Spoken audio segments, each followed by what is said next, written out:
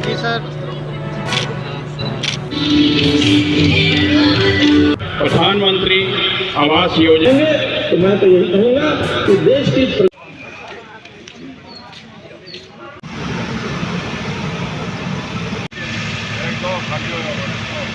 श्री सुभाष भाजी माननीय विधायक थानेसर एवं अन्य जितने भी विशिष्ट महानुभाव है सभी से निवेदन है माँ सरस्वती की वंदना एवं दीप प्रज्वलन करके आज के इस कार्यक्रम का विधिवत रूप से प्रारंभ करेंगे।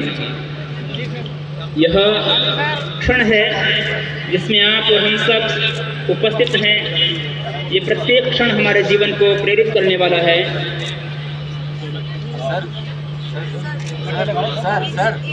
एक मिनट विधायक जी। मैं इस अवसर पर एक बार आप आगे आ जाइए। बोर्ड के मानद सचिव श्रीमान मदन मोहन छाबड़ा जी से निवेदन करूंगा।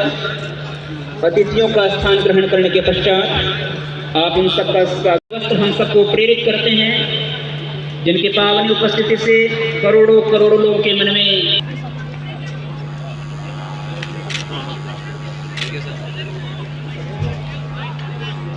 मैं सभी का इस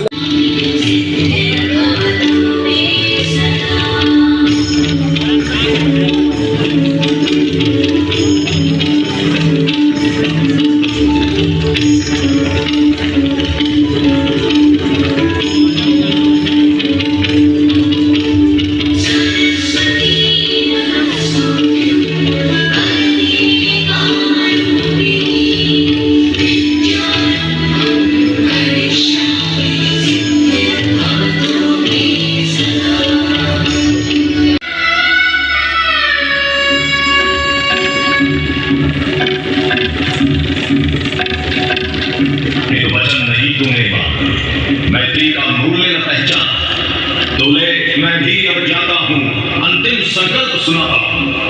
याचना नहीं अब रण होगा, जीवन जय या कि मरण होगा। टकराएंगे नक्षत्र निकर, बरसेगी भू पर वन भी प्रखर।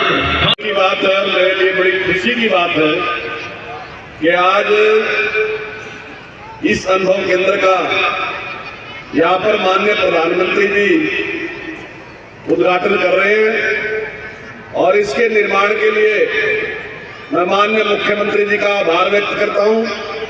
और मैं समझता हूं कि ये मेरी जीवन का सबसे खुशी वाला क्षण है कि आज इस कार्यक्रम में मैं उपस्थित हूं।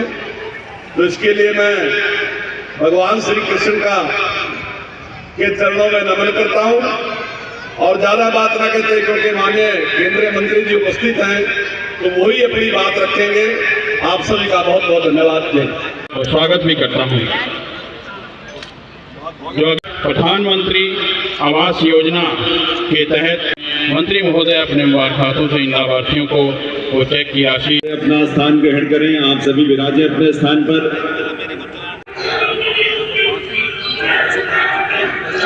एक बार कर्तव्य ध्वनि आप सबकी तरफ से तालियों की गूंज आनी चाहिए।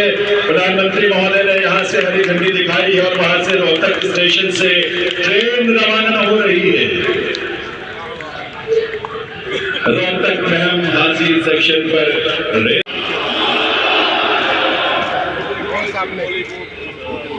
मोदी को आज का दिन कुरुक्षेत्र के इतिहास में, हरियाणा के इतिहास में एक स्वर्णिम अध्याय के रूप में है, क्योंकि ज्योति सर को भगवद गीता की उपदेश स्थली को अपना यथार्थ गौरव आज प्राप्त हो रहा है, जिसे पूरा राष्ट्र देख रहा है, जिसे पूरा विश्व देख रहा है। ज्योति सर वह धरा जहाँ हजारों वर्ष पूर्व भगवान कृष्ण ने स्वयं साक्षात खड़े होकर के रथ से उतर करके अर्जुन और अर्जुन के माध्यम से समूची मानवता को शांति सद्भाव का, विश्व बंधुत्व का उपदेश दिया था। वह उपदेश और उस उपदेश से जुड़े पूरे घटनाक्रम पूर्व अपर के वो सब यहाँ ज्योति सर अनुभव केंद्र के रूप में आज उद्घाटित हुए हैं। और भारत के यशस्वी प्रधानमंत्री जो भारत की सांस्कृतिक विरासत को एक पूरे विश्व में सम्मान देने के लिए प्रतिबद्ध दिखाई दे रहे हैं। आज उनके द्वारा कुरुक्षेत्र के ज्योतिसर अनुभव केंद्र का विधिवत उद्घाटन हुआ। विश्व के सनातन प्रेमियों के लिए, गीता प्रेमियों के लिए आज के इस मांगलिक का अवसर। महाराज, अनुभव क्यों रखना पड़ा? लगे अनुभव हो कि युद्ध की नगरी में आए हैं, अनुभव दिखे यहाँ पर? हमें लगता है निश्चित ही अनुभव होगा कि जब प्रवेश करेंगे तो उन्हें अनुभव होगा कि हम द्वापर युगीन उसी स्थिति में हैं जब यहाँ कभी इस धरा पर महाभारत युद्ध हुआ और युद्ध में से शांति और सद्भाव का संदेश जारित हुआ। तो सबको ये अनुभव हो, इसीलिए ये अनुभव केंद्र आए हैं और विश्व विख्यात नगरी यहाँ पर आज बहुत बड़ी सौगात दी है प्रधानमंत्री। ज्योतिसर अनुभव केंद्र जो इतिहास के पन्नों पर दर्ज है और यहाँ यदा यदा ही धर्मस्य ग्लानिर्भवति भारतम, जिसका उपदेश दिया था जब अर्जुन आमने सामने खड़े थे युधिष्ठिर की सेना। कौरव पांडवों की सेवा मेरा मतलब है। अर्जुन विह्वल हो गए थे, मेरे दादा, मेरे मामा, मेरे नाना, सारे लोग हैं मेरे रिश्तेदार, मेरे भाई हैं, मैं कैसे बढ़ सकता हूँ। तब उनको उपदेश दिया। उसका मतलब था कि अगर कोई अपना सगा भी गलत काम करता है, अहंकारी हो, अपराधी हो, अपराध स्वरूप कार्य करता हो, अन्याय करता हो, अत्याचार करता हो, तो उसमें परवाह नहीं करनी चाहिए कि उसका दमन किया जाए। ये श्री कृष्ण भगवान ने जो उस समय अर्जुन को उपदेश दिया था, तब अर्जुन जी ने आँख खोली और विराट स्वरूप दिखाया था। ये धरती वो धरती है जिसके नीचे से सरस्वती माता चल रही है। आज उसका भी शुभारंभ हुआ है। सामने आप देख रहे हैं जल बह रहा है। ऐतिहासिक काम हो गया। ये महाभारत में लिखा है, हमारे ग्रंथों में लिखा है, हमारे इतिहास में लिखा है। लेकिन जब गीता जयंती हुई थी उस समय बहुत कम संख्या थी। पिछली बार जब गीता जयंती हुई तो 30 लाख लोगों के आने का रिकॉर्ड है यहाँ। ये भविष्य में करोड़ों करोड़ लोग यहाँ पर आने वाले हैं। ये इतिहास मोदी जी ने फिर रच दिया है। आपने देखा अयोध्या का मंदिर बन गया। आपने देखा कि बनारस में पहले से जाने की जगह नहीं थी, कायाकल्प हो गया है। आपने देखा महाकाल के दर्शन अब करने कितने आसान हैं, एक नई चीज़ बन गई है। और 4 धाम जहाँ जाने में डर लगता था, एक पहिया बाहर रहता था, अब वहाँ ट्रेन दौड़ने वाली है। यानी कि हमारी संस्कृति भी आगे चल रही है, हमारा साइंस भी आगे चल रहा है। चंद्रमा में वहाँ पहुँच गए जहाँ कोई नहीं पहुँचा। आदित्य L1 इस समय भी चक्कर लगा रहे हैं सूर्य भगवान के। हमने 370 भी हटा दी, 35A भी हटा दी। जो कहते थे खून की नदियां बहेंगी, आज कश्मीर में, जम्मू कश्मीर में, लद्दाख में विकास की नदियां बह रही हैं। एक से एक ऐसे काम कर दिए जो कभी अद्भुत कोई सोच ही नहीं सकता था, ये ऐसे अद्भुत काम भी होंगे। आज UAE में भी अभी 14 तारीख को कितना बड़ा मंदिर का उद्घाटन हुआ, जिसमें विश्व के 200 से ज़्यादा धर्मों को, पंथों को मानने वाले लोग हैं, जिन्होंने भारत की महिमा को देखा है।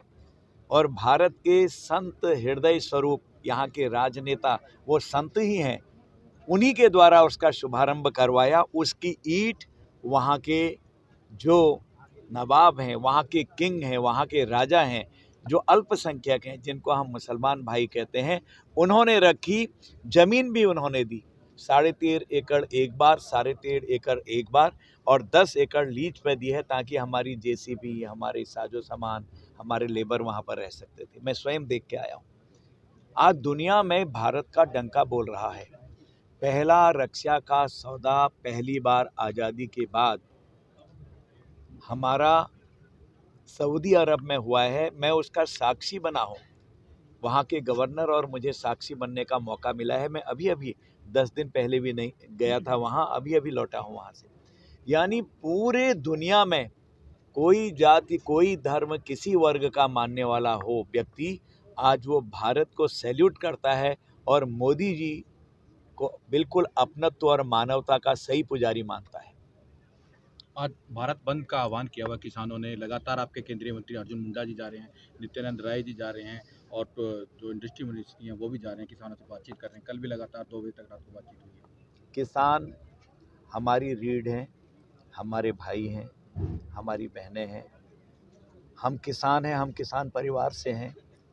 किसानों का हित सर्वोपरि है, ये मोदी जी ने हमेशा कहा है और सर्वोपरि कर भी रहे हैं।